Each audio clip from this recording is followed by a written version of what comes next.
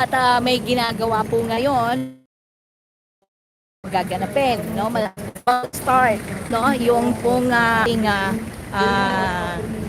bisita ngayon from Lazada at marami pang ibang mga panauhin, no? So, let's watch it. Mr. Liong of Lazada, Singapore and others. We have today a very important topic about e-commerce. What is the future of e-commerce in Lazada is all over Southeast Asia. What are the trends about e-commerce, the impact on the Philippine economic recovery, also very important, the coexistence between online shopping and the traditional physical shopping. We'd like to invite for welcome remarks our various speakers, but before that, I will mention some of them. Aside from our distinguished guest, CEO, Mr. Carlos Barrera, we have the Department of Trade and Industry, DTI, Assistant Secretary Jean Pacheco later on will talk. She's in charge of e-commerce in the DTI of the Philippine government. Also, we have later with us Chairman of the Philippine Chamber of Commerce and Industry, Honorary Chairman Sergio Ortiz-Luis of Lazada. Ms. Kim Lato of Kim Store will talk about her success, her experience with e-commerce and Lazada. And later on, Mr. Carlos Barrera will speak and will answer the questions of our media friends here, physically and those via Zoom and via Facebook online. Let us start by inviting Department of Trade and Industry Assistant Secretary Jean Pacheco to speak. Welcome, Mr. Carlos. We'll have ASec Jean Pacheco speak. While waiting. Good morning to everyone, and I'd like on behalf of the Department of Trade and Industry, maraming salamat po for inviting us to the Pandesal Forum. Alam niyo ho, talagang sa totoo lang, I would have wanted really to go. Kasi gusto ko kung makita yung makatikim ng pandesal with butter and kape ho, no? So I greetings to all of you out there, also with Lazada, our friends from Lazada, and to all of the participants. Actually, I am at this time, I would be in Congress for the e-governance technical working group. So sayang po, and I hope, Sir Wilson, I will have the opportunity to go and participate in one of your Pandesal Forum sometime in the near future. Nabanggit na po na ako po si Jean Pacheco na in charge po sa ating e-commerce dito sa DTI, and I would like to share with you ito pong aming key message, ito pong timeline namin, because we crafted the roadmap on e-commerce, and we came up with a tagline that would guide us in the roadmap. Basta e-commerce, madali. No? Kasi nga po, especially ho, nung nagkaroon ng pandemic, and na-accelerate po yung adoption talaga ng e-commerce. And when we say madali, alam po natin that e-commerce is easy and convenient.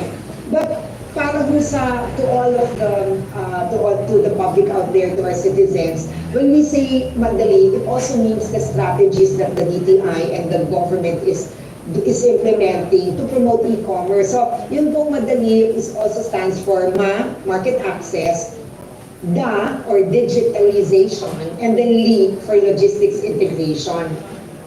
Ito po yung mga palatandaan namin for all of the programs that we have initiated and continue to initiate, in order to increase the number of sellers.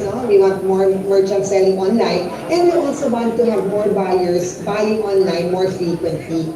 alam niyo po, we are guided, one of the studies that we are guided with is the Google Temasek study. And bagay na bagay po ito sa brief ng inyong na pinadala sa amin regarding the forum.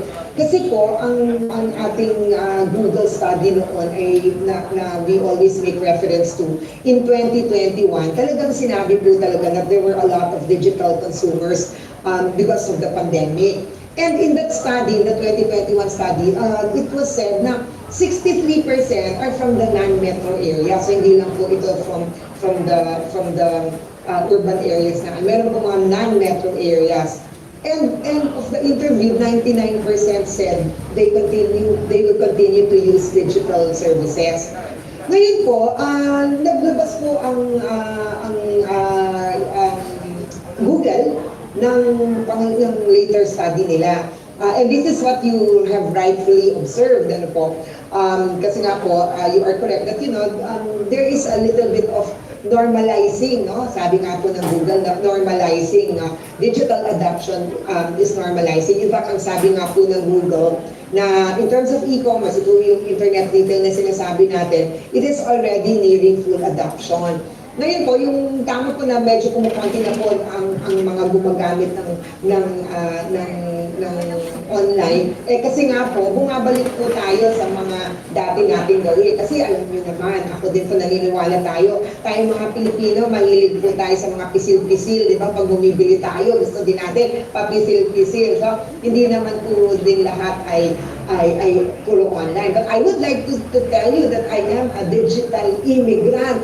At nung nagkaroon na po ng online grocery, hindi na po ako magpupunta sa grocery. Kasi ayoko pong pumila. Kaya talagang isa rin ako sa talagang nagsasabi talaga na pagpapatuloy ko po dito ang aking mga online buying.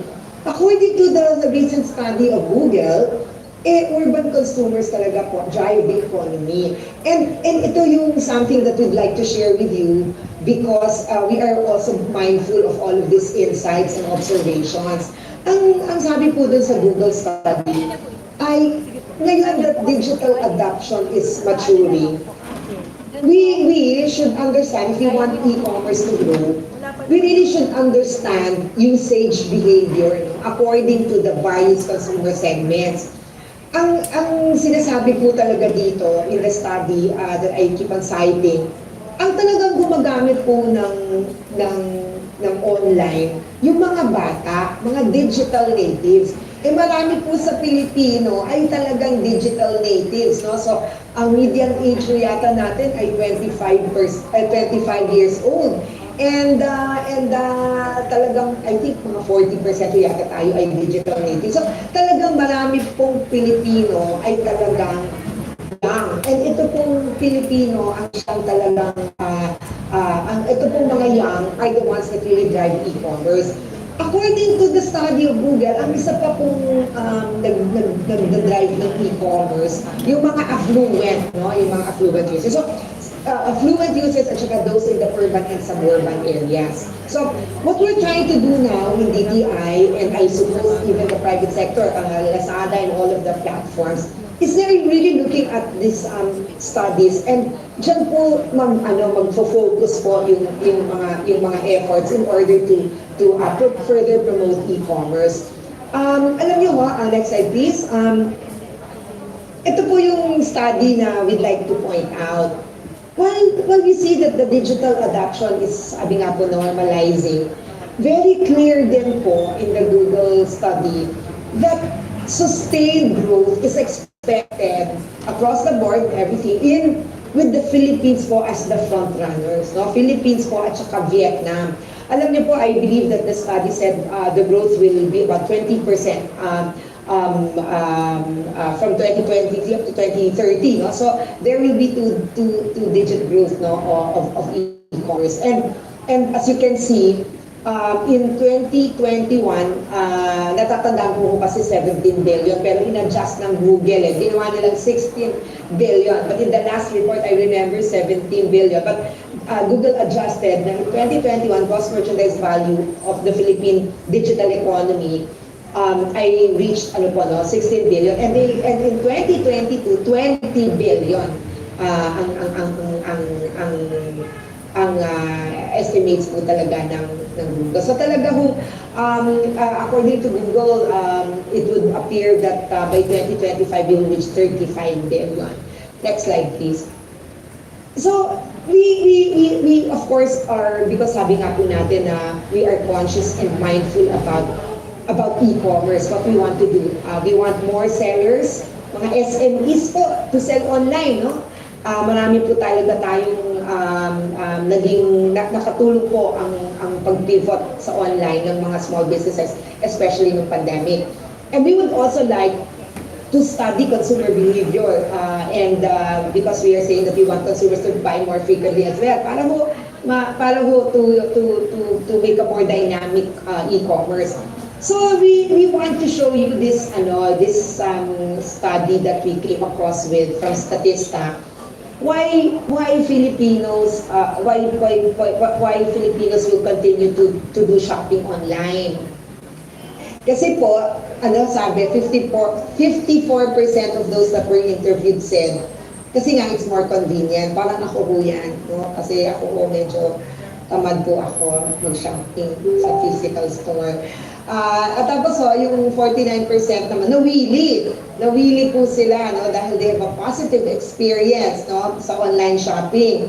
At yun po, no, meron din nagsasabi, 26% na marami daw nakakakuha mga promo. So these are some of the reasons that studies have released, that talagang marami pa rin po talaga ang mag-online shopping. So this is one of the reasons why we in DTI are promoting, next slide please, we're promoting how to sell online, no, and then how people should also be mindful of buying online. Alam niyo po, ngayon nagkaroon po tayo ng change in administration. Number one po talaga yung sinabi ng aming secretary na priority po is to upgrade, upskill, and upsize micro, small, medium enterprises. We are encouraging our SMEs to also use online, because e-commerce is really is one of the channels. In fact, sabi ko nga po, during the time of the pandemic, kami po ay nagkaroon ng programs, no? With Lazada, of course, helping us also, which is control-based, no? Because lahat po naka-lockdown at the time. So we really encourage our micro, small, medium enterprises to keep up from offline to online, ano? Pero ngayon po na meron na tayong physical, wala tayong lockdown, pwede na po tayong talagang mag-physical store, no? Kasi ang sinasabi mo natin, hindi mo natin sinasabi na mag-offline, mag-online ka lang. Hindi po, no? We really want multi-channel. Kung saan po talaga ang mga merkado natin, markets, doon po din talaga tayo. But ang importante na hindi kami titigil sa DTI, is to encourage digital upskilling, no? We want to upgrade kasi po talaga, it's really about the digital economy, no, as we move forward. For the past, nakatulong po kami ng mga nag-attend po mga over 40,000 na participants dito sa aming mga webinars. Next slide, please. Bakit ho namin, why do we want to pursue the digitalization, no? Kasi as we can see, no, talaga po we are moving towards that era in the digital economy, and as we said, based on the slides that I have earlier started, talagang we see the growth of e-commerce, no, in the Philippines, and talagang napakadami po talaga tayong narinig ng mga positive stories, no, na nagkaroon ng income ang mga micro, small, medium enterprises. Pero alam niyo ho, dahil we also studied ito pong digitalization of micro, small, medium enterprises, we did a study, and in the study, parang meron po kaming study na pinattern with ASEAN. Yun po yung basic, intermediate, and advanced. Yun pong basic na mga SME doon sa ASEAN study, ito po yung mga merong email na they use it for business. Yung level 2 naman po, ito naman po yung intermediate, meaning to say, nagbebenta po sila online. And then ito po level 3, which is the advanced. These are SMEs that use data analytics. Alam niyo ho, when we did the same study, similar study, meron po tayong level na mas mababa pa sa basic. At kaya ho nilagyan namin, ginawa ho namin level 0. Meaning to say, ay wala ho sila, hindi ho nila ginagamit yung mga digital tools, no? Yung iba naman po, merong smartphone. Pero hindi mo nila ginagamit sa business. Yung iba po, walang email. Eh, syempre po, when we now in the business now, lahat po tayo ngayon, no? Tayo ay gumagamit na ng mga email, no? At para dumami po yung ating ating mga kahit na suppliers or buyers, yan na po, ng mga digital tools na po ang ginagamit natin. Pwede na po tayong gumamit ng mga telephone, di ba ho? Yan po, pwede tayong mag-transfer ng pera via mobile phone. So yan po yung isa natin na what we are looking at in the DTI, na kailangan po talaga nating i-up central to e-commerce would be digital payments. We are encouraging our micro, small, medium enterprises to adopt digital payments, in as much as we are also encouraging the Filipino consumer to also pay, no, using mga digital wallets or maybe, yung mga InstaPay fan transfer. Nung nag-interview po kami ng SMEs in that same study, nakita mo natin 54% sabi, hindi ko na kailangan yan kasi ayoko nang magbago, ayoko nang matuto sa unused old habits. Ang sabi ng 43% din po, kasi marami pong mga chine-check po nila kung ano yung talagang, bakit hindi kayo gumagamit ng mga mobile wallet? Ay, hindi mo po kailangan yan. But yun po yung sinasabi natin na in the era now of the digital economy and napakabilis po ng digital payments, very safe and very convenient. So ako po, hindi na ako naghahawak ng cash. Kasi po, yung cash, ano po yun, baka lalo na ngayon, may COVID pa tayo, and yun na po, yung mga marami pa tayong, yung mga, ngayon nasasabi nga ako, yung latest news, may mga fake pa nga, ng mga cash. So, isipin mo natin na if it were all digital payments, it would be fast and it is very convenient. You don't need to carry cash. You don't need to think of sukli. No, hindi nyo na kailangan problema ng sukli kasi pwede yung mismong amount na po ang inyong ibibigay, no, o ibibili. So, ayun ho, as I said, the DTI will continue upscaling relative to digital payments. We would like to assist the Bangko Sentral, no, in the financial inclusion and the digitizing of merchant payments. But more than that, we also are encouraging our SMEs, no, to use the digital tools for their businesses. So, yan. So for all of you na nandiyan po sa ating Pandesal Forum right now, meron po kami, you can see here a QR code, and we would like to invite our SMEs to take a look, to try this test. No, this is a free test. It's 3 minutes, and it's like a diagnostic test na tinawag po namin itong DM2 kasi it's about digital maturity and digital mindset. So yun po, no, we would like you to try the test kasi po, it will measure your technology, your product, your process, no, and your people. So ito po din, if you can get the QR code, nandiyan po yung SMEtoolkit.dti.gov.ph. So why are we doing that? No? We are really going through the digital mindset toolkit because pag naggawa po kayo, nagkuha po kayo ng test, kung ano po yung profile ninyo, mapupunta po kayo dito sa mga learning resources, no, na kailangan. So, halimbawa, baka kailangan nyo ng social media marketing, o kaya kailangan nyo dito, may mga courses po ito ng mga Facebook, kung paano kung magkaroon ng tumaas yung sales natin sa Facebook. So, nakalink po yung mga learning resources natin dito po sa ating DM Toolkit. So, I hope you'll try that and you'll give us feedback kasi tinetest po natin yung DM Toolkit. So now, I'm sorry, ako nag-over na po yata ako, but I would like to take this opportunity, Sir Wilson, that to share our e-commerce initiatives. Pinapatuloy po natin, no, yung ating control-based reboot now. In fact, ito nga yung sinasabi natin na ngayon, no, di ba, multi-channel, sinasabi natin, may brick and mortar kayo, tuloy po natin yan. No? Kung gusto po ninyo sa Facebook, Lazada, Pwede po tayo, nandyan po talaga lahat ng, kung meron nga po kayong sariling website, pwede po lahat yan. And ngayon po ang sinasabi natin, dapat po yung omni-channel for SME. So those are some of the new training programs that we are setting up. I think this will be next week. So I hope that you will keep posted kasi talaga ito po yung nakikita namin ng mga bagong topics na lalong na-appreciate po ito lalo na para sa ating mga micro, small, medium enterprises. I would also like to even now inform everyone out there that we will soon, actually next year po, no, we will be excited po kami sa project na ito, yung cashless bazaar. Kasi gusto po talaga natin ma-encourage na ang ating mga merchants ay to practice accept digital payments, and we also would like to encourage our consumers to also use digital payments. The same thing po, meron din po kami bayad campaign kasi yan po na tinutulungan mo namin si Bangko Sentral para po talaga to digitize merchant payments and also to increase financial inclusion. Next. We work with partners, lahat po ng activities namin ay talaga po hindi namin magagawa ng DTI alone and the government because this is where we are very appreciative and we are really focused on a very strong public-private sector partnership.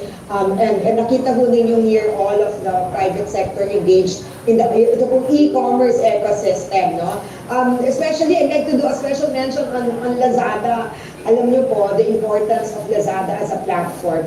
They are very helpful to government, especially the DTI, on many aspects. When we need resources, kasi po, many people seem to be afraid. Mahirap magbenta on board ng mga platforms. So si Lazada po, they would always accept our invitation so that people will realize that ito po, ganito, para po maganda ang experience ng inyong selling sa Lazada. Ito po dapat ang gagawin natin mga tests. Paano po mag-umpisa? And marami po talagang sinishare yung mga experts po ng Lazada. So Lazada, I would like to take this opportunity to thank you. No? Plus the other portion is on the consumer protection. Pag meron yung mga nagko-complain, we give it to Lazada and Lazada makes it a point to really address this consumer complaints. I think I'm on my last slide and I'm so sorry, if I took so much time. I'm excited to share everything that we're doing and I'd like to pursue again some more interventions with you and more chance to use the Pandesal Forum as a platform. But we are, the journey of the roadmap of the first roadmap is about to be finished. We are now proceeding to a new journey. This is the 2023 to 2025. Nagkaroon na po tayo ng change. We are in a transition now as we go to a new roadmap, 3-year roadmap. Bakit daw po 3 taon lang? Kasi ganyan po ka-agile ang e-commerce. No? So we're saying that mabilis din dapat ang action. We are now in the engagement phase. We have been conducting many brown bag meetings. One of the key what I can say is bago. No? One of the new innovation, I suppose, that we would like to make sure that the e-commerce roadmap 2023 and 2025 will reflect is na we have become more inclusive. We realized in the 2 years that we need to have more lenses for e-commerce. So, in other words, we really are talking to the segments that in fact Google in the study earlier on that they said, kasi we really want to study the e-commerce demographic. No? So, we have special sessions on the youth, on women, on the senior citizens. We have sessions relative to regions, no? Kasi nga ho, may urban, may suburban. No? So we are doing all of that, plus adding more looking at cybersecurity. We are looking at the gig economy. And of course, one of the things that we're working on now is because we want to improve the B2B of e-commerce, kasi sanay tayo sa B2C, pero malaki po ang B2B at yung cross-border. e-commerce. So we hope that we are extending our invitation to all of you here, participants, and to Lazada. We would like to again encourage your full support and participation to the process as we devise strategies to make e-commerce grow in this country. Sir Wilson, I hope I get the chance to meet you personally. I would be happy. Again, I hope I get an invitation to you soon. I think this is my last slide, so I would like to, and this is my last slide na, no? So I thank you very much to the Pandesal Forum. At isa na lang ang isasabihin ko, basta e-commerce, madali. Maraming pong salamat. Thank you very much to DI Assistant Secretary Jim Pacheco for very comprehensive overview of Philippine e-commerce. She is very confident and very happy about the future. Next, we'd like to invite to speak one of the most successful retailers online, recommended by, I was asking Mr. Carlos Barrera, one of the most successful is Miss Kim Lato of Kim. So we'd like to hear her story about e-commerce, Lazada experience. Next, we'd like to invite Miss Kim Lato.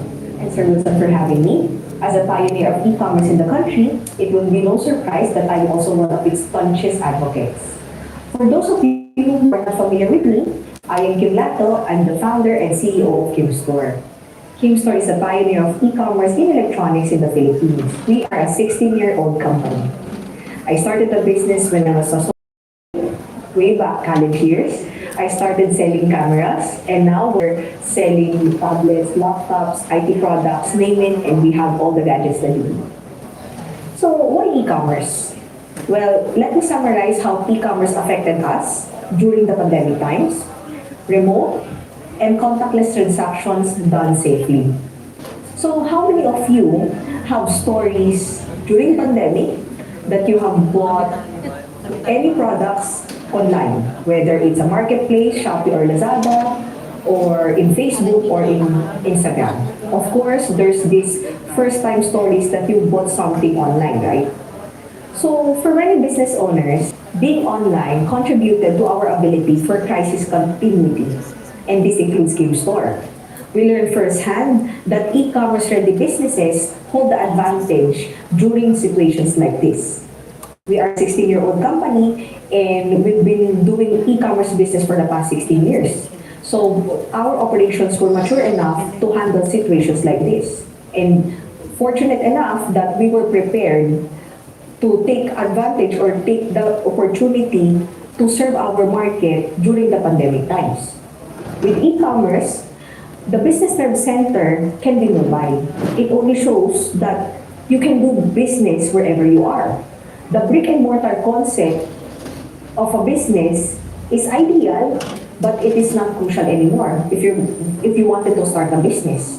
Just like how the internet democratized content, e-commerce democratized business. It lowered the barrier of entry, and it empowered Filipinos to be more entrepreneurial and creative. In fact, that's what we have been experiencing these past few years. As an e-commerce advocate, I also do mentorship with entrepreneurs who are starting out to establish their businesses online. We are seeing it happen at the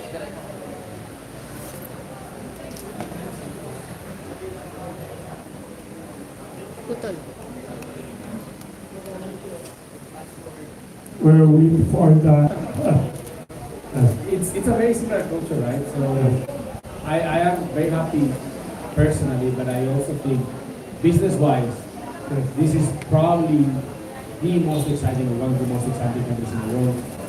Everyone is so focused on Southeast Asia now. I can tell you, even from an Alibaba Group perspective, the Lazada Group, there's so much excitement. People see the opportunity in the Philippines, and you know, everyone is so open-minded. Business is doing well, but also everyone's willing to try to go online, and we see very good support from local communities, business associations. So I really enjoyed here. I think we're off to a great future. So the pandemic was bad for the world, but it's you. You have a very good data, very impressive track record. Is it true pandemic was good and bad for the world?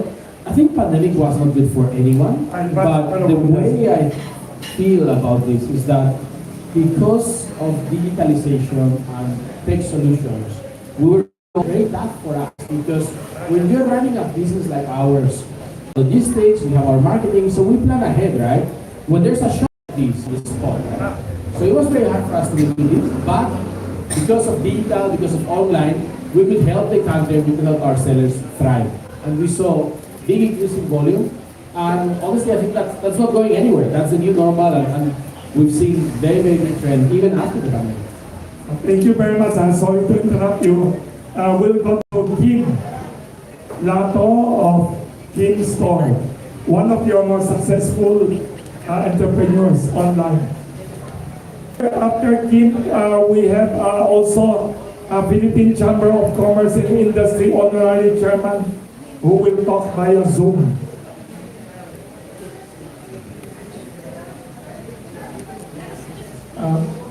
Can we continue the message? Done.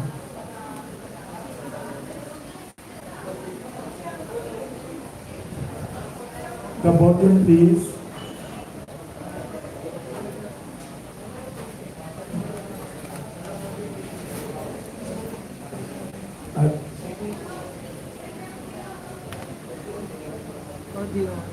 The audio.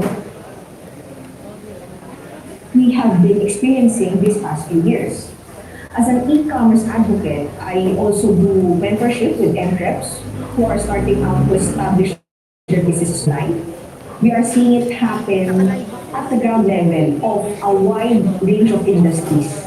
Small businesses are able to create their brand, to create their businesses from clothing, from toys, general merchandises, beauty, anything you can sell online. But this doesn't mean that e-commerce is here to replace traditional shopping. What we are heading to a future where online and offline complement each other towards a seamless shopping experience. The O2O, which is the online to offline shopping experiences, addresses the issues of our customers, from exploring items and browsing to the payment. We have affiliate partner store. Some customers would want to see our products first, test our products first, and then buy online. Why buy online whereas you're already offline? Because they wanted to avail the voucher or the discounts. Some people would not go online first. They would want to check our products in our affiliate store, and then they process their orders online. But sometimes they just go offline because they wanted to use other payment methods. So it's up to the options of the customers whether they buy online or they buy offline. But definitely it's an O2O experience already. So if you are enticed to try e-commerce for your business, go ahead. Right now, you don't have to allot so much capital. You may start as low as 5,000 pesos. You may borrow it, you may loan it. In fact, in marketplaces, they are already offering loan grants for as low as 10,000 pesos. You can try marketplaces. Now, I could recommend 3 steps for you to succeed when you're already an online seller or if you wanted to start your business online. First is being searchable. Second is you have to build your brand voice.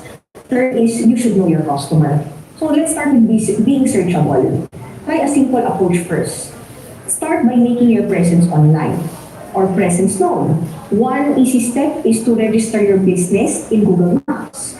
So for example, you're selling office supplies and then you registered your business in Google Maps. So if the customer wanted to search office supplies near me, and for example, you're located in Quezon City and your customers, the one who's searching for your products is also located in Quezon City, it will be searchable easily in Google. It's a simple choice between a slight chance of having your business discovered through passive means or having no one know your business at all.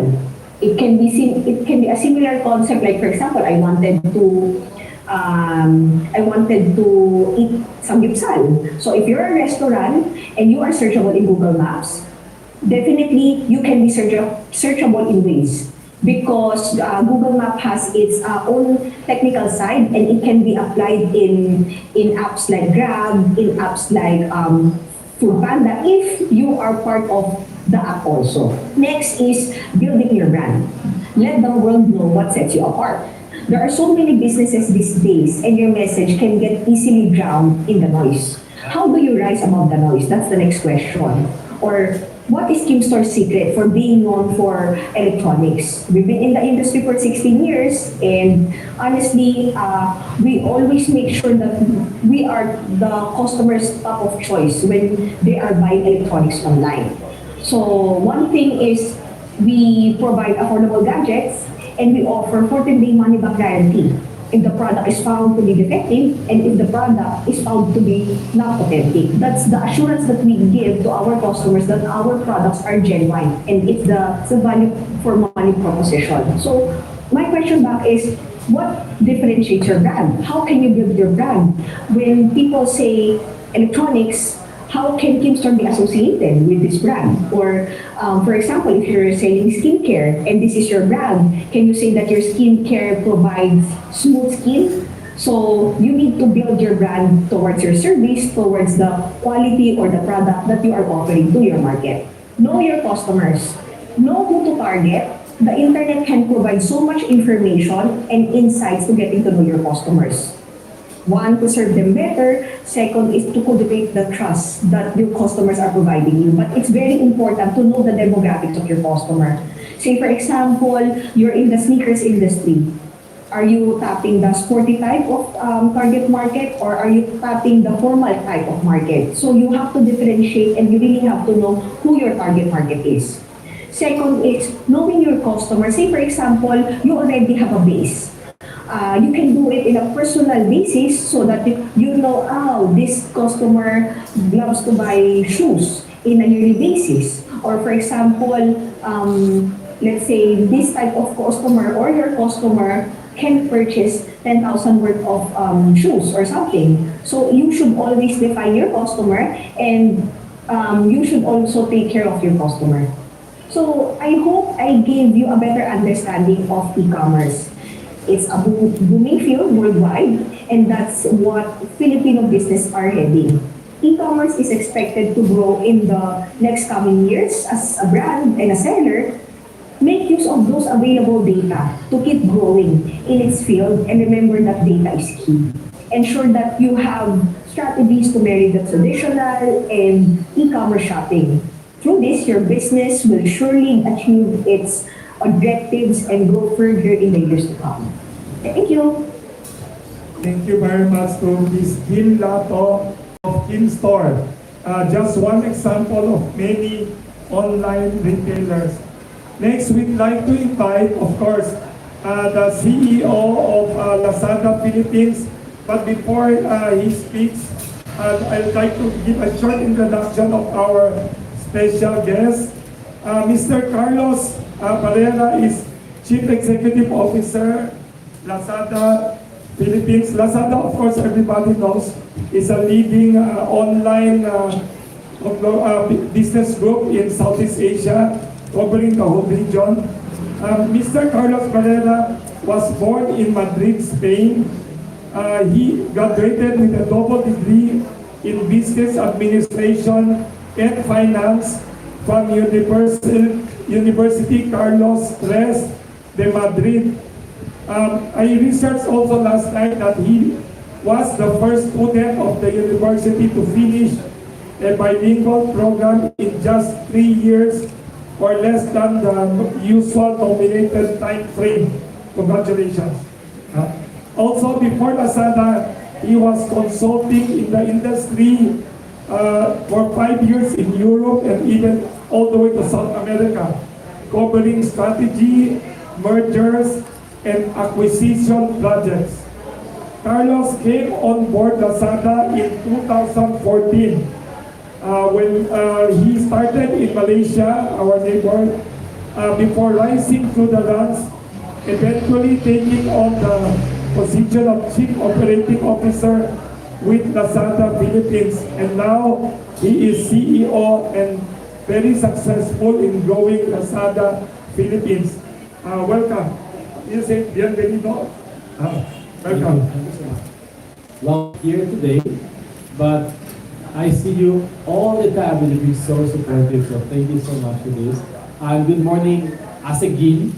As you mentioned, we work very, very closely with DTI, and that's something we want to be known for, right?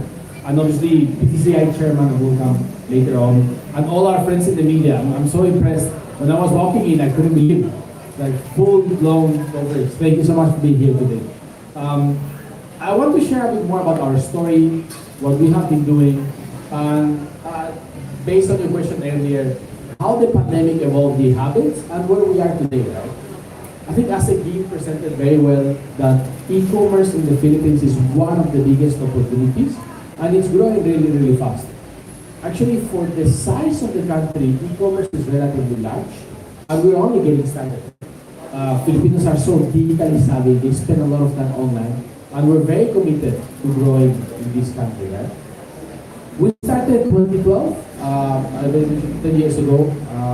The reality is that when we first entered the Philippine market, we were really exploring and trying to figure out what was the ideal model. We've always tried to do better and to be at the forefront of e-commerce. We're always innovating, trying new things, and growing with entrepreneurs.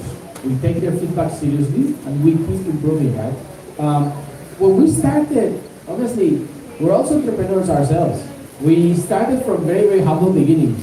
We had a very small store. We were just buying and selling, reselling mostly electronic items.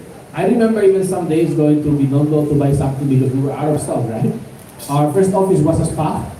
And then, we just kept growing and improving. And we are very close to the story of entrepreneurs doing well. We want to be the light and to keep people dreaming because we've gone through that ourselves. And we're very, very, very grateful for that. Obviously, as Alibaba invested and we started working very, very closely with Alibaba, we've learned so much from them and we've improved our technology and our tools, right? Over the last 5 years, especially as we've been getting a lot of these learnings and been very committed, what we have seen is that growth has fast-tracked. Many of these merchants, many of the sellers we've been talking to joined the platform within the last 5 years because they really saw the opportunity and they felt that it was really easy to go online, very, very easy to use Lazada, and that we kept building this tool, right? You can open up a store within 30 seconds. You can use everything from your phone. We do all the logistics service. We don't have to worry about anything. So we're really committed to helping entrepreneurs grow, right? Obviously, the last couple of years have been transformative for all of us, right? And e-commerce really grew. Actually today, the role that e-commerce played during the pandemic was more of a lifeline, right? A lot of businesses had to close their offline or they had to deprioritize their offline and go completely online.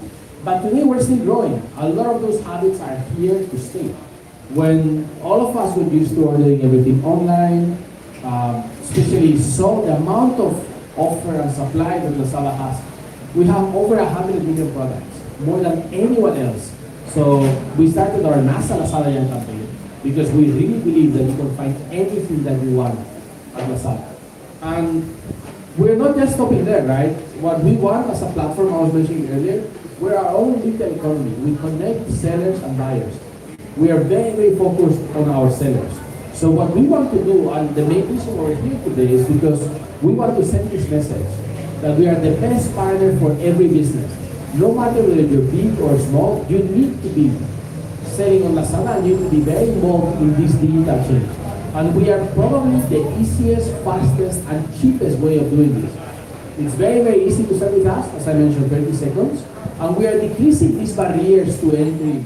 We are making e-commerce easy.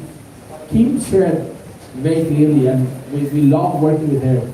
She has her own shop, but she learns and tries and grows a lot because she works with Lazada.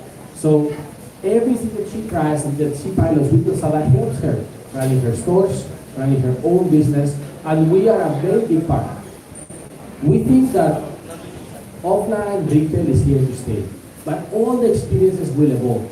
And more of the touch points and more of the purchases will happen online because e-commerce is convenient, it's cheap, and it's fast, right? This is super important for us, especially as our vision is growing MSMEs. Philippines is a country of entrepreneurs. There's so many negociantes, MSMEs everywhere, and that's very close to our heart.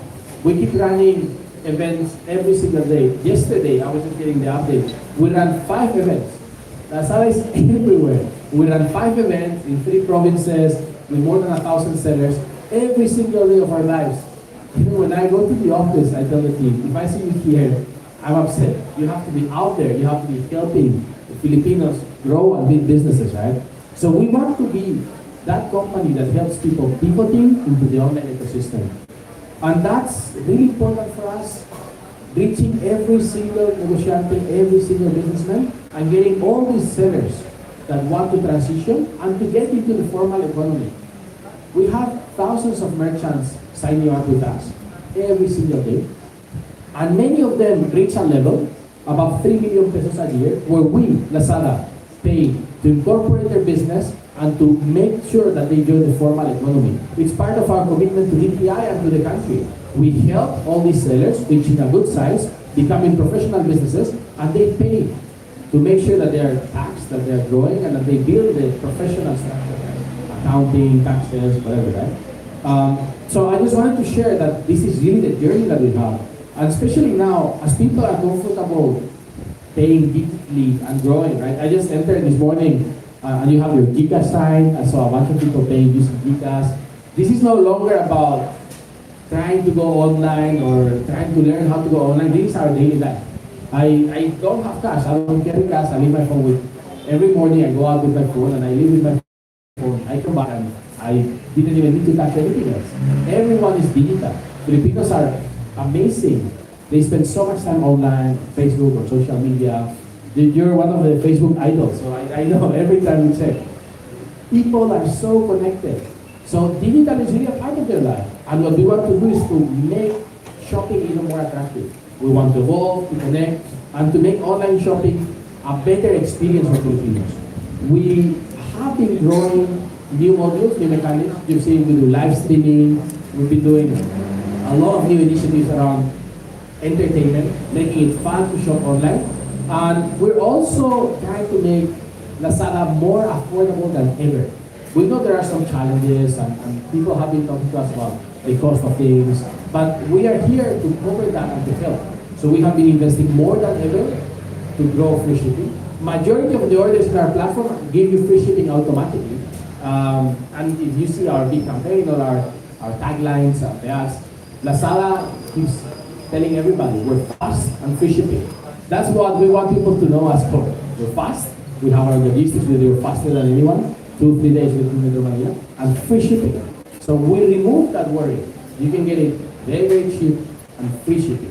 Plus, we're reaching all these communities, right? Because when we do fast and free shipping, when we have more affordable goods, what we're also showing them is that they can get the best deal buying online. So we want to relieve some of the stress, inflation, cost of goods, because online makes it cheaper for them to buy, right?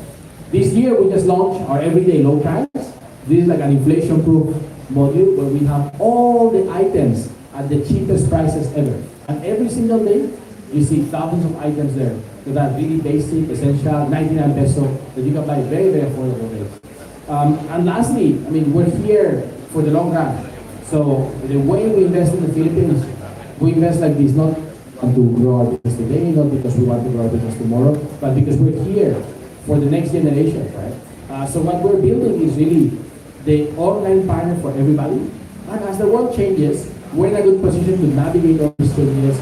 We're getting all the learnings from Alibaba. We continue doing the things for the market. And every single merchant needs to be, they really need to feel safe that working with Lazada, they will get all these new tools and all the technical changes that they can apply to their business as well.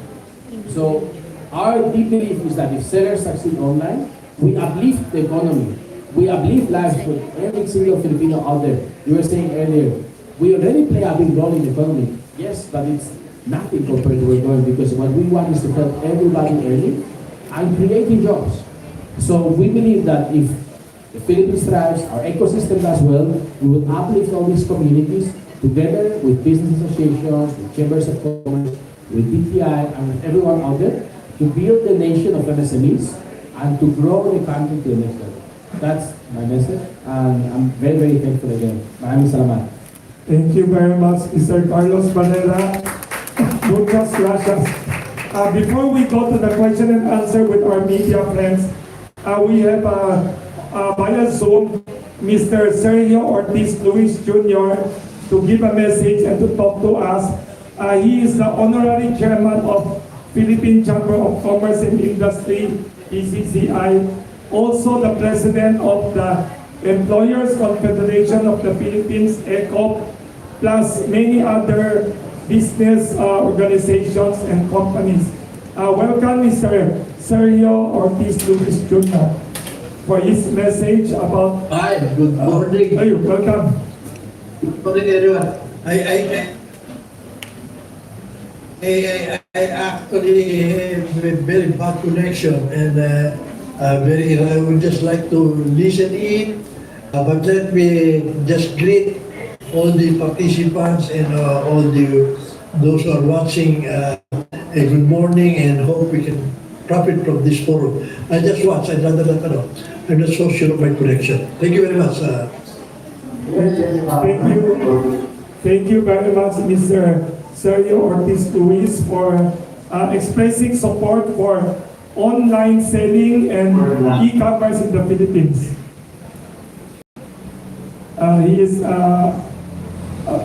Well, we have questions here from the media. One of the questions, you are welcome. Our media friends could just raise your hand or just message me. We have many media here and others on. One of the questions, Mr. Valera, they're saying that the growth during the pandemic, 2020, 2021, up to now, before the opening of the economy, was phenomenal. Is it true the Philippines was the fastest growing e-commerce market in Southeast Asia, and that after that, this year, it is tapering off? Is it true? And is it because of the global inflation or the balancing of traditional and online selling? Thank you for that question. Definitely, pandemic was very, very good for the growth of digital services. Not just online e-commerce, but delivery, financial services, e-wallets, right? You saw Filipinos going online. They're very digitally savvy, right?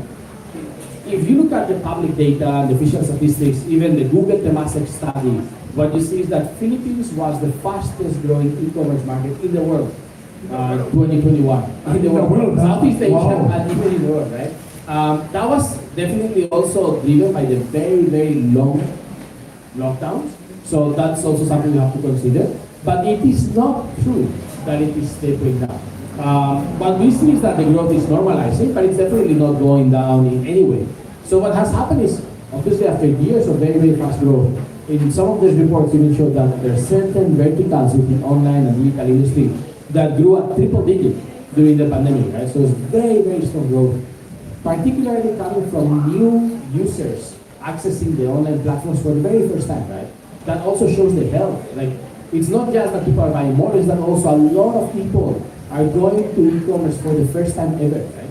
So there was amazing growth, but what we have seen is that it's not really going down. It's just slowing down, normalizing, but it's actually similar to what we see in developed markets, right? I cannot speak for the industry, right? But actually what we see at Lazada is that our growth is still very strong.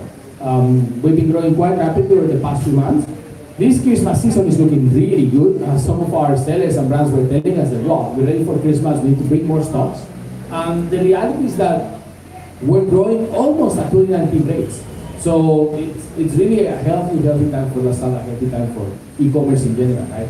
You know, we're heavily capitalized, we're investing more, so we are very bullish about this market.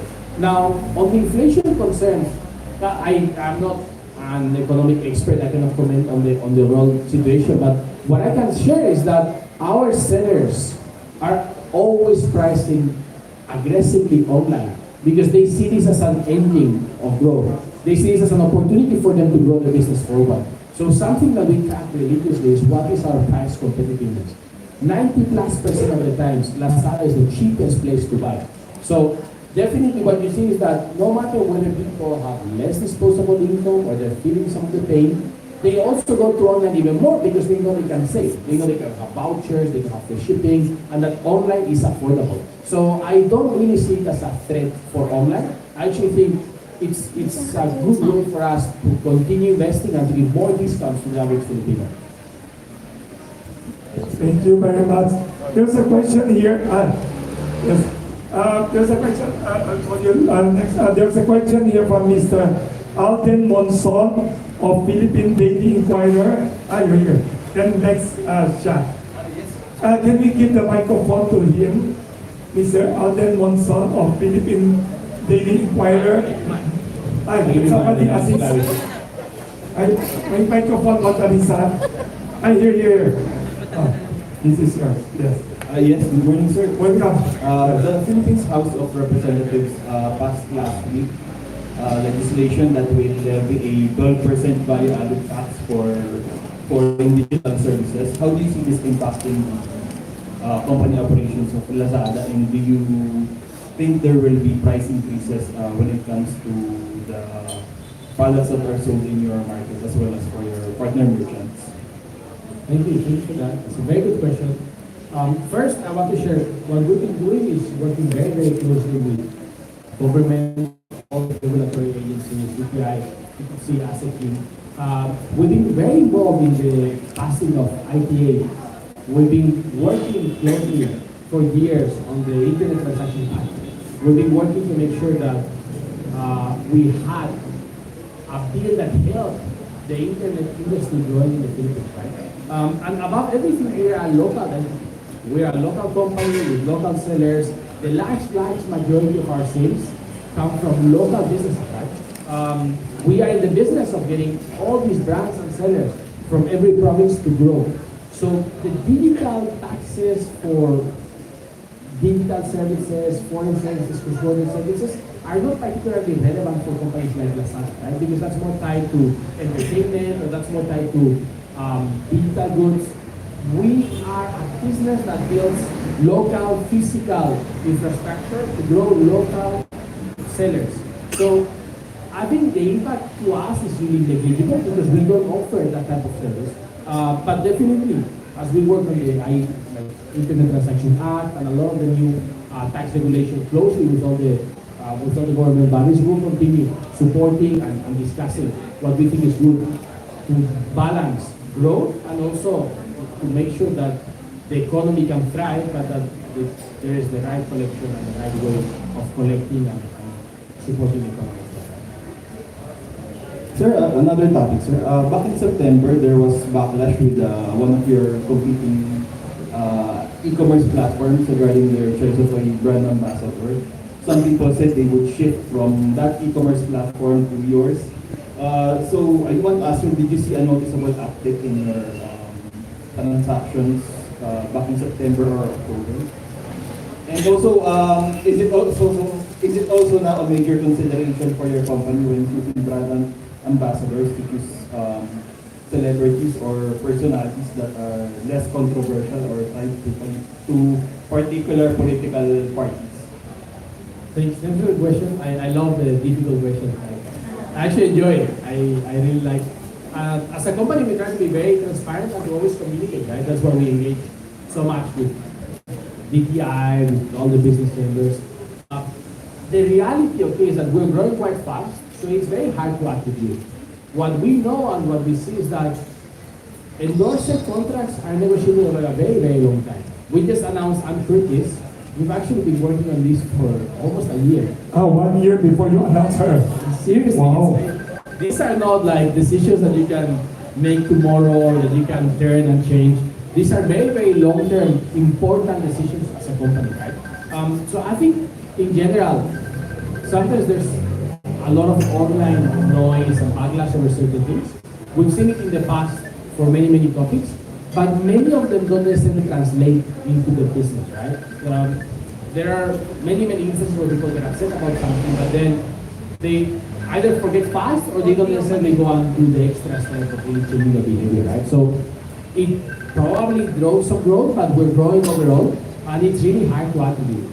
We don't like to attack or we don't like to leverage these things because we are very focused on our game, which is growing brands and sellers and helping everybody have the best experience, fast shipping, and really save money, right?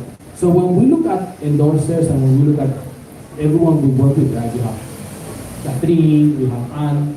What we want is always having people that are very positive, with broad reach, especially mass appeal for young people, for female, and that are very aspirational, right? So we never factor in any other consideration whether it's related to like their affiliations, whether it's related to some of the things that they enjoy. We focus exclusively on these attributes, right? These are big decisions, right? So we take it very seriously. Follow up to his question, why did you choose Curtis, Catherine, and also Alden, like him, like his name, Alden?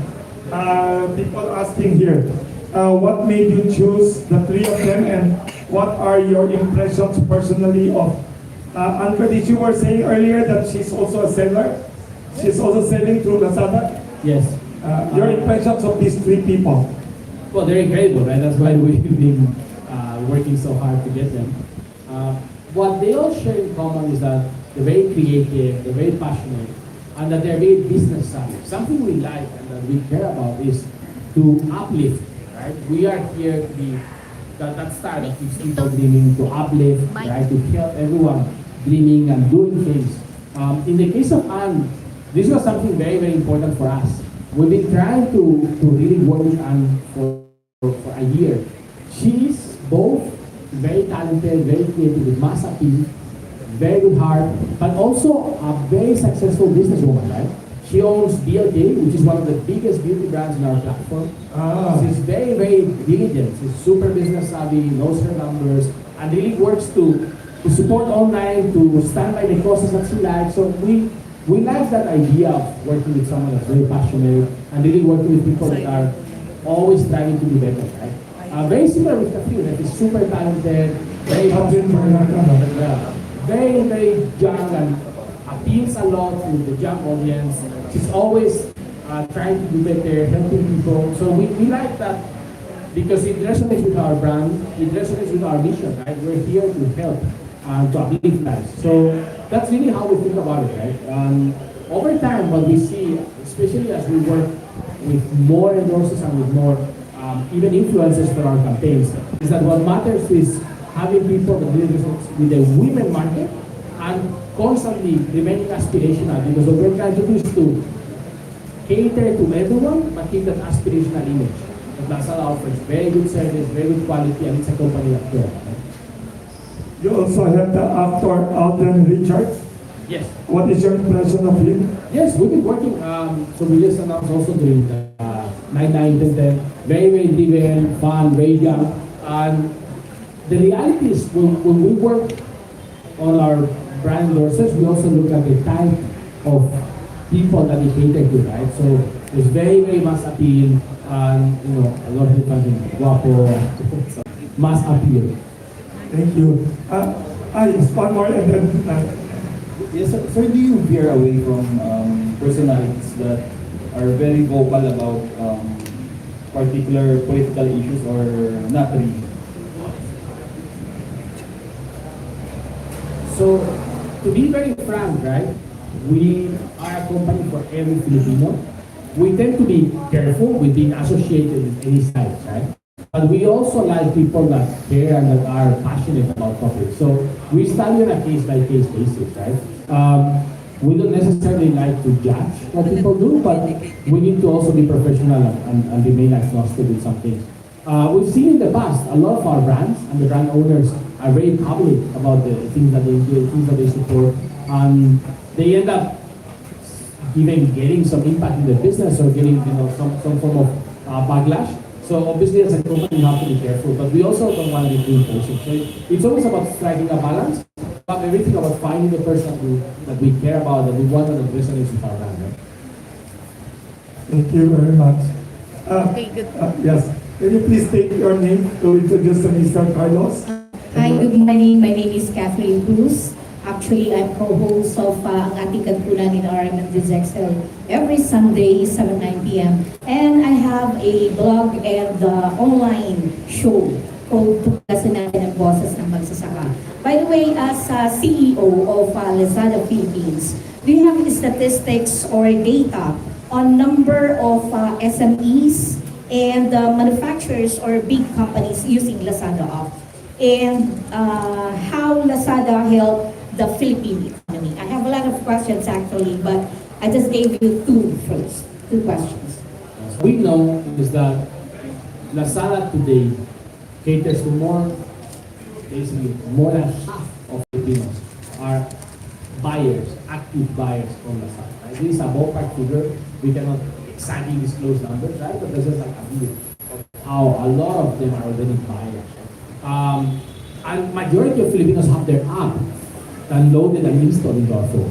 So there's so many people that are active, that are engaged, that are buying and they're using the site, right? But our advocacy and our big commitment is not just on the user side, but also on the seller side, right? So we have hundreds of thousands of sellers selling on Lazada. This is not just that they are live, this is that they are selling. We literally provide income to them, right? And a lot more than that, live and uploading their items, right? So it's a very, very big economy. Sometimes we share, I mean, we cannot publicly disclose a lot of data, but sometimes we will share. For campaigns, for example, for our last campaign, we share the number of millionaires that we made. There are thousands of sellers that are millionaires, one-day millionaires. This is like 11-11. There were more than 1,000 local businesses that made over $1 million pesos, right? 1,000, more than 1,000. So that's the type of things that we care about. It's not just that every Filipino, this is public data, every Filipino has our app. There are like more than 70 million people with the app on their phones. Is that most of them, I said more than half of the population actually buy it. Because we have a very curated experience, we really want them to come back. But we only make that possible because we have the best products, the best sellers. Right? That's why what we do is we continue working with our sellers to bring all the sellers and brands onto the platform to give them this opportunity. Right? So definitely big impact, right? Even in terms of jobs, if you think about it, like these hundreds of thousands of merchants, some of them are very large, like has I think 500 people. A lot of the sellers today, even especially for the chambers and commerce, these sellers have 200, 300, 400 people. So we're talking about probably millions of jobs, right? Indirect impact, our logistics partners. So there's definitely a big economy, and not just economic impact, but also I think that message that you can also make it at the side, right? So we try to be aspiring, we try to be aspirational, we try to support people that are aspiring to do better, and we want to be helpful. We have our Lazada University, we have our entire team working day and night to help these sellers grow and get to that millionaire sort of level, right? Okay, I just wrote these last two questions, coming from the comments of our viewers right now. Are products on Lazada authentic? That's one. And the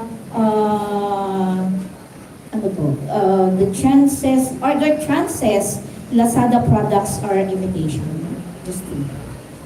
Good question. Thank you to the viewers for asking. So I would say two things, right? First, we have a very clear commitment, which is our last mall.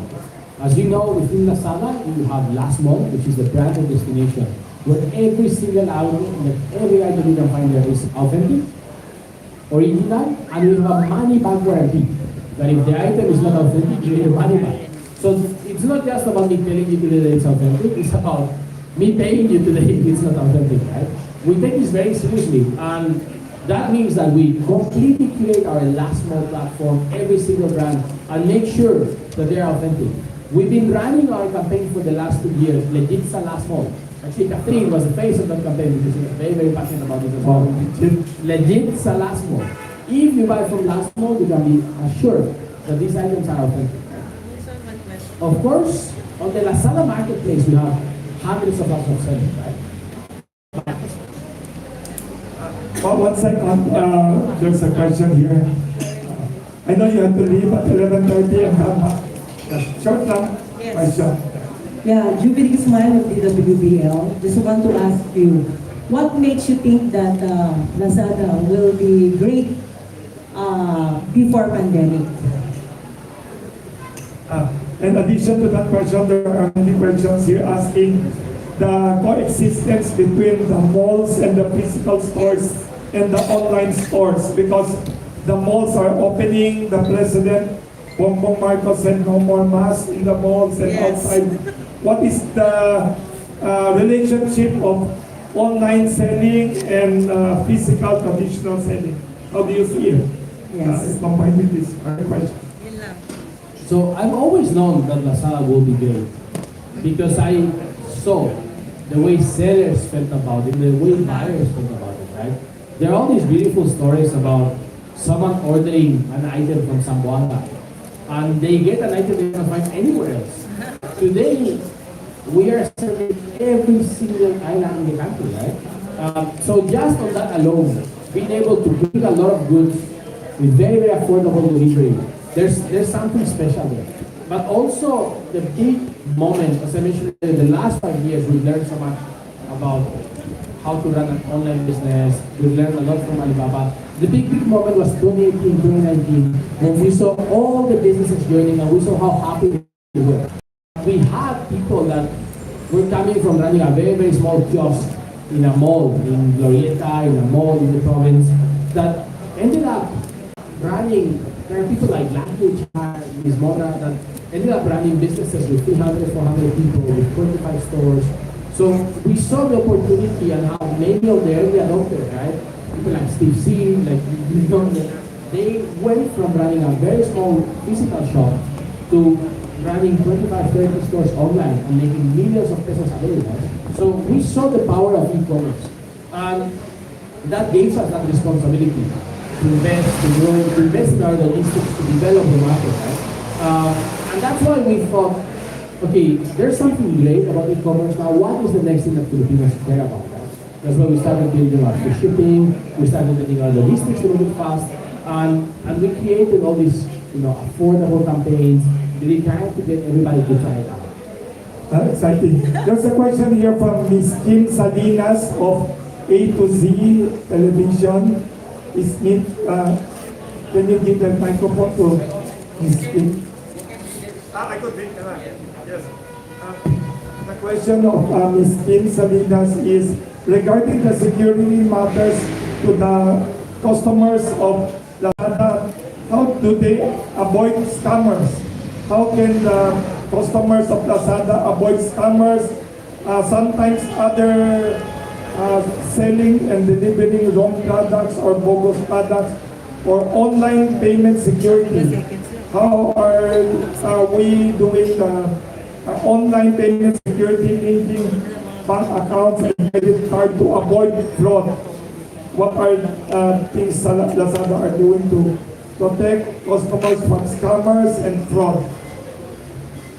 So there are many things that we do. We even have awareness campaigns to explain to people what are some of the challenges, to make sure that they understand what they need to do. On top of this, we have a huge risk team that's constantly screening the platform. We have a zero tolerance approach. If one customer complains about the item, we take the item down. That's how serious we are, right? We proactively screen for sellers that have any type of fake or problematic assortment and remove them. We remove hundreds of thousands of listings every single month, right? We're very, very aggressive with this. At the same time, we have closed all the payment opportunities to get scammed. For example, if anyone is messaging you, I know this is a very important topic. If they message you asking to send them the payment offline, if they message you asking them to pay them throughout any other channel that's not Lazada, these messages get blocked. Because we don't want them to be asked to pay anywhere outside of Lazada. And we take full ownership of any payment that happens within the platform, right? So we are very, very careful with this. Of course, what's important is also to read the rating, the reviews. Chances of getting scammed at Lazada are quite low because we are constantly curating. But there's always a chance of having a bad experience because you didn't read the rating or the review, or you're buying from a seller that's not that great. But that's why we have millions and millions of reviews, and all our sellers have super strong ratings, so you check and know who you're buying from. Thank you very much. Maybe next time we should have another session on that. All the things Lazada you are doing to protect and to promote the retailers and also to make the consumers happier. We will go to a break. We will have a short break, but before the break, we have a photo op for our photographers. We want to give you this is a giant pandesal. It's called pandesuelo. Pandesuelo. This is for before the break.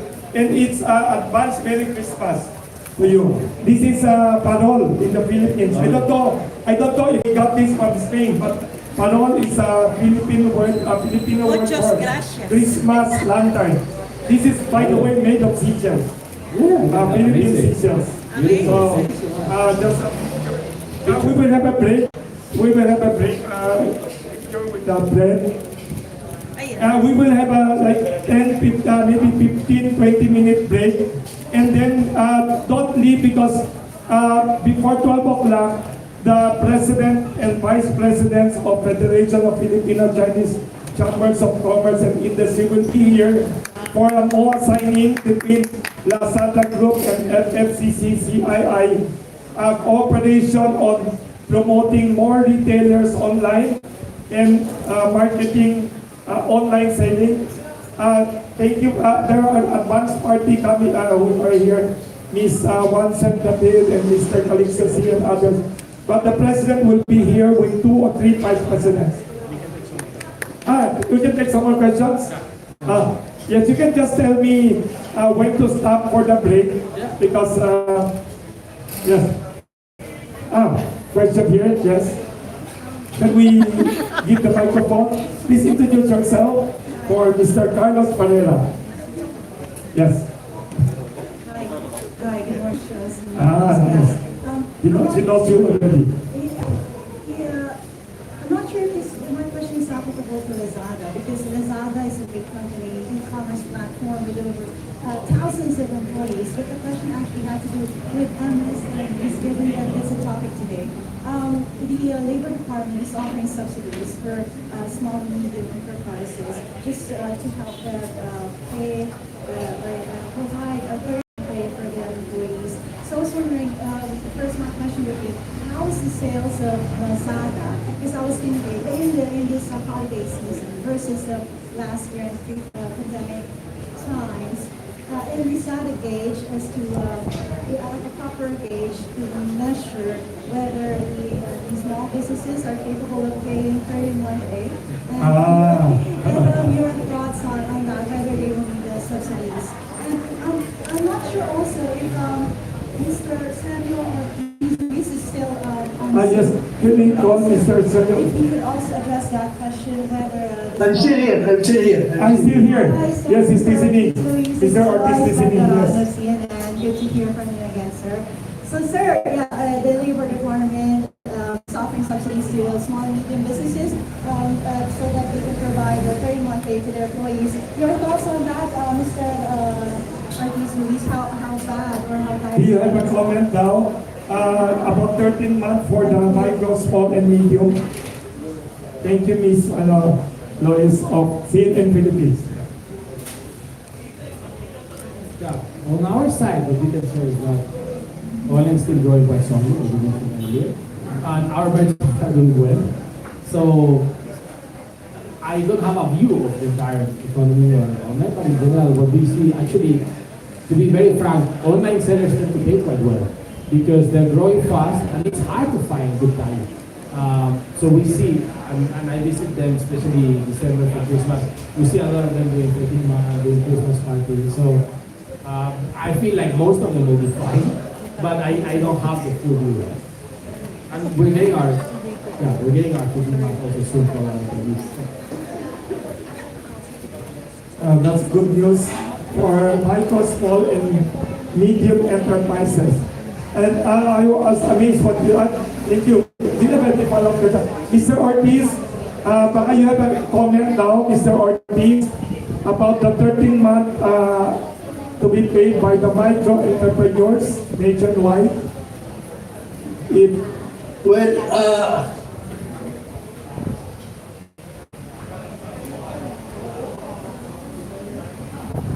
Actually, TI to make available to the micro companies a lending facility without interest. So those who would like to pay but cannot can no. I don't think there is a problem with yung bigger companies who really are the micro companies. Unfortunately, many of our enterprises are micro companies. 50% of them was down during the pandemic. Many of them are still struggling to be able to open and go back to normal. So those are the problems. Hopefully, we can give a facility for them because they have to pay it anyway, so that they can buy.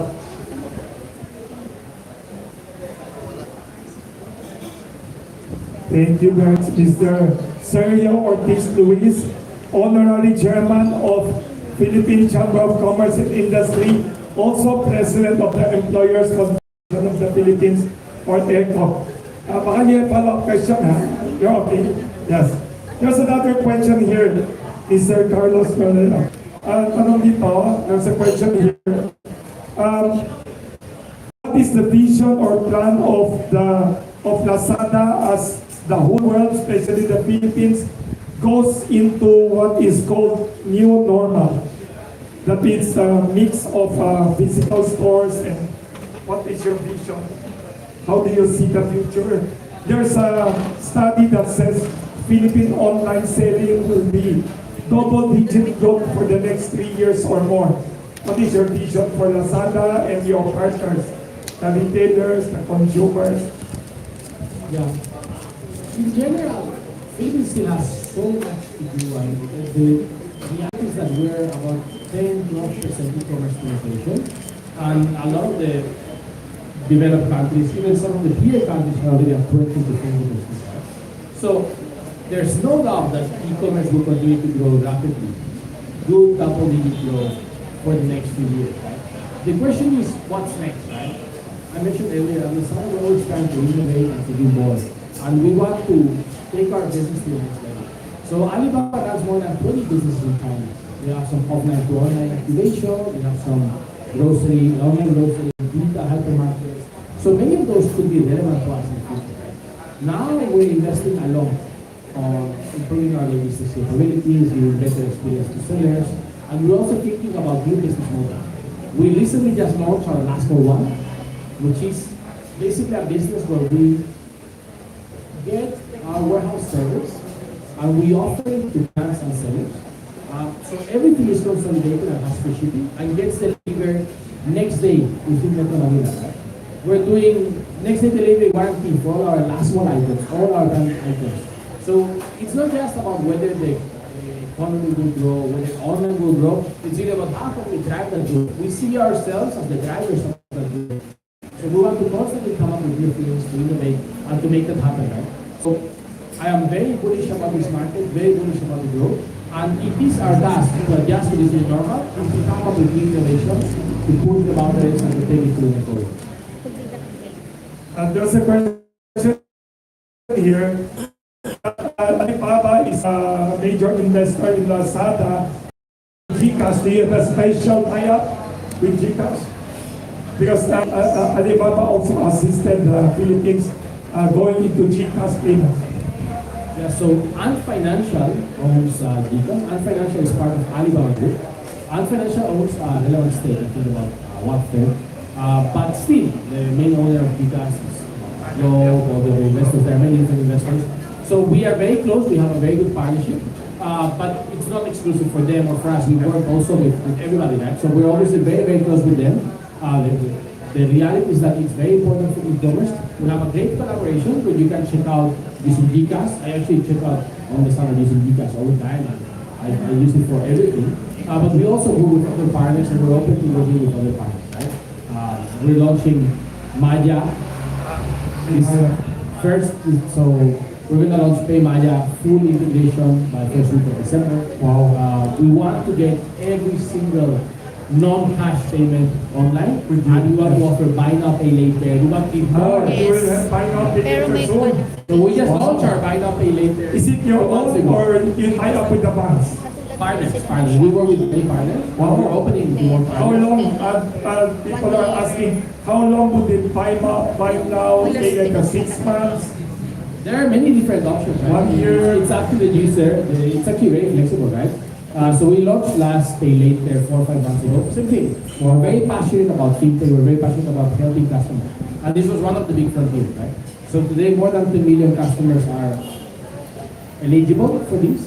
And we will continue to grow it up until it becomes every single Lazada user can apply for our last pay later law. And we'll do this with many partners. We'll use partners with DCAs, with more banks. So yeah, there's some collaborations in the future. That's a question here. Yes.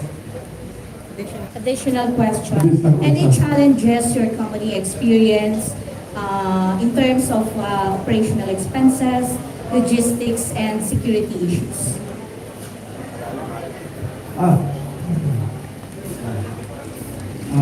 Amos columnist. You know, the reality is that there will always be many challenges, but we think of them as opportunities, right? Because a lot of these challenges are what allows us to offer our service, right? Obviously, Philippines is difficult. It's a very difficult logistics market, especially because of the so many islands, the amount of islands, the complexity of reaching a lot of those areas.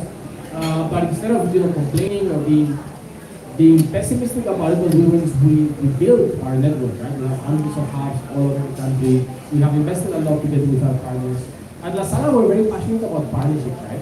We work very closely with other logistics companies, with other financial institutions. We want to do many of these things together with others. Same way we partner so closely with MSMEs, with chambers of commerce. We want to partner with logistics companies. We want to partner with a lot of the logistics players. Right? So today, the main challenges, of course, will be internet connectivity. That's the real concerns between provinces.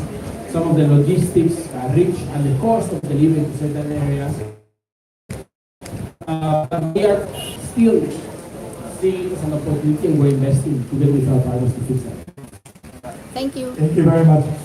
We have a question here from our colleagues from Manila Bulletin and Tempo, Professor Nestor Martelo.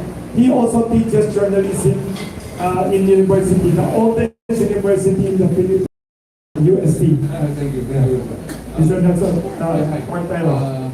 Sir, Mr. Barrera, how does Lazada help promote locally produced products, especially those coming from the small and medium enterprises?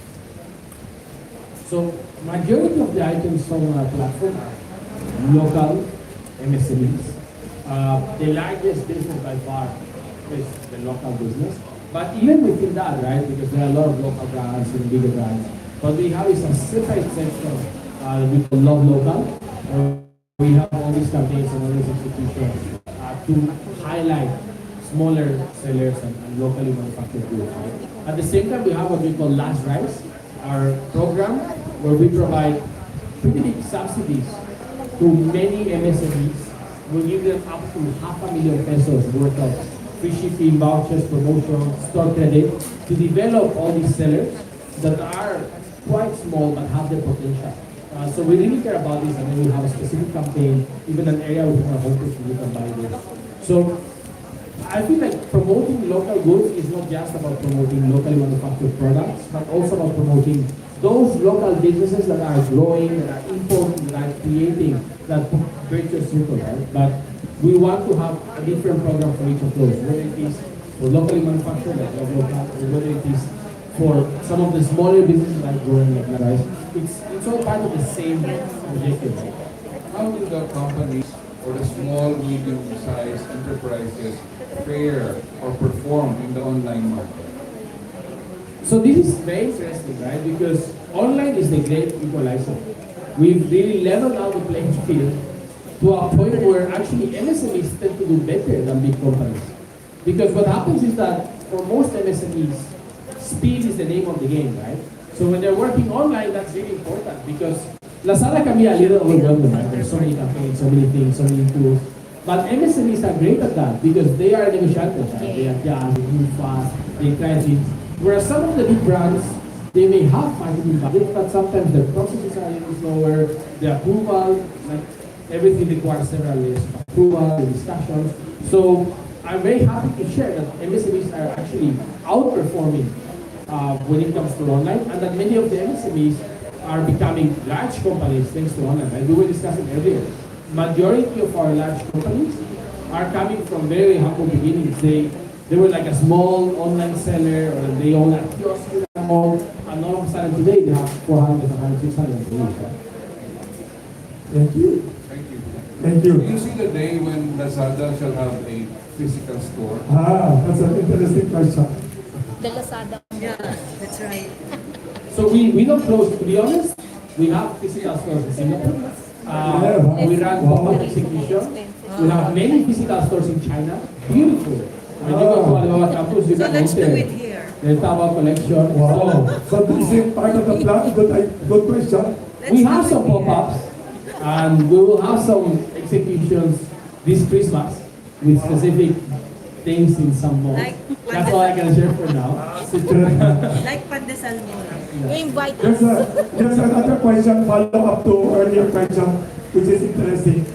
They have three very popular celebrity endorsers. You mentioned Bernardo was identified with your authentic products campaign, It was the face of our legit Salas. legit Salasco campaign. What about Archivido and Alden Richards? Do you have specific target message for them, or it's general to all consumers? So, and we just announced on last November. So, Anne was the face of our 11/11. 11/11, yes. And now for 12/12 as well, right? So, she's been working a lot on the campaigns around Christmas, around beauty, and fast and security. But they're all more or less general. We swap depending on the profit, depending on the campaign, depending on availability, right? But yeah, the case of I think it was just that she really cared about that specific topic. Are they short-term or long-term? Yes. How long is the contract with you? Yeah, long term. These are discussions that take a very long time to firm up and to close. So the contracts are quite long term. In Europe, historically, also most of our brand ambassadors have been with us for years.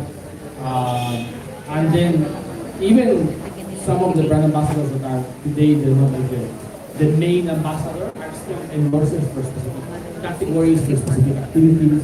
So we like to keep a very long-term relationship because we think about this market from a very long-term perspective, right? We're thinking about decades. Professor, he was telling me earlier that Anchor is negotiating 1 year to finalize the contract. 1 year. So it's not like a last minute. Well, they must cost you a lot. So I imagine that the amount of money that you sink into these celebrity artists jack up the prices of Lazada products. So the reality is that first, as a company in the Philippines, we're still in investment mode, right? So we are well funded by our parent company, Alibaba, and we're still investing a lot in the market. So we're not the traditional retailer that's trying to make a very high margin. In fact, as many of you know, tech companies in general, e-commerce companies in general, are still not making money.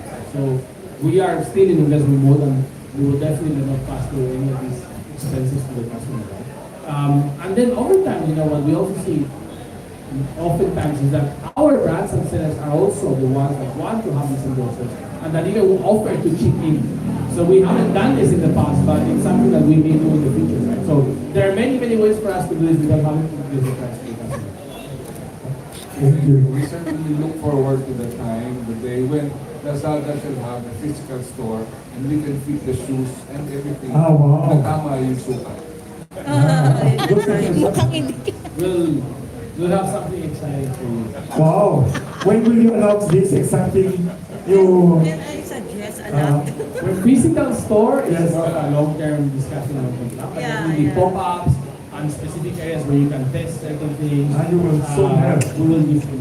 And to be honest, even with our return policy today, yes. I still encourage you to do that because you get free returns for all your last mall fashion items. Right? Wow.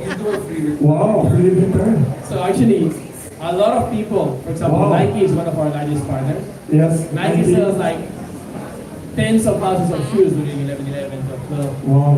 And a lot of people try them out and they buy 5 because they just get so excited and then they have one. So that's something we actually encourage because we want people to feel comfortable and to remove that friction of shopping. Wow. Thank you very much. You're very good. Also free shipping. They have free shipping promo at Katipunan. Thank you. Pag may voucher ka.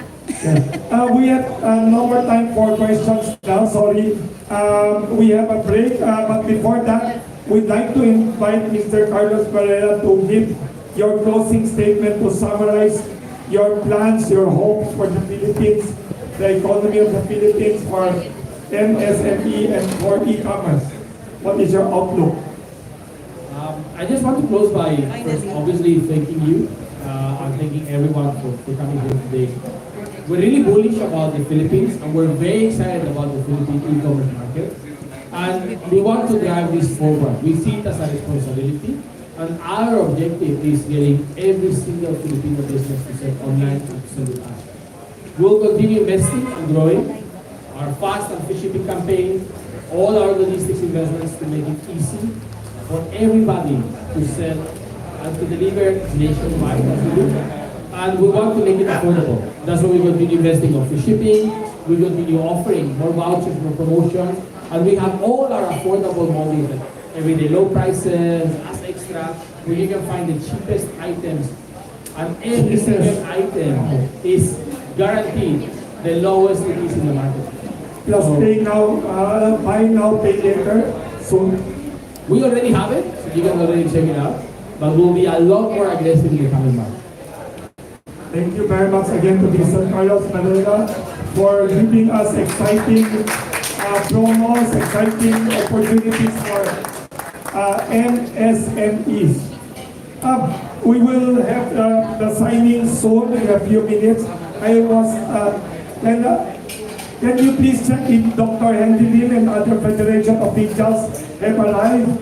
If we could invite them over to the stage. Some Federation officials. Siguro i-end ko The tatapos Federation ito ang ating live for now. So, abangan ang ating mga susunod na palabas. No? So, kung first time pa lang Can kayo we dito ask sa aking YouTube, please people at the back like, if share, and subscribe ang aking FFCCCII channel para updated po kayo sa lahat po ng aking mga ginagawa at mga kaganapan po sa paligid. Bye for now. Bye-bye. Akalating lang. Dr. Henry Limonyo sells his rice and notebooks through your Lazada, of course. And Mr. Jeffrey Nang, the Vice President and others. Yes, we'll have a break for a few minutes. Can you please serve coffee to the media friends?